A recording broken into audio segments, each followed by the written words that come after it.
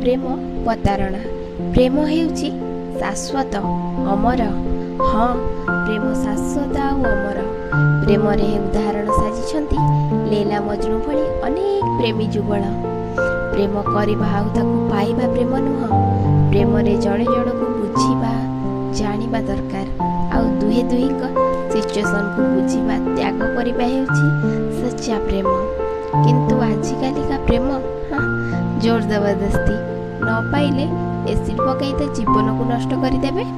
अरे जदि से राजी नुहे ताहले ताकू पाई किछि लाभ नहीं। ताकू ता बाटरे जीवाकू दियो।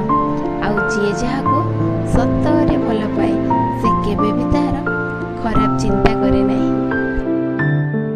आजिकाली बहुत मात्रा रे एसिड रो व्यवहार करा जाउछि। एसिड पकाई कौन मिलुछि?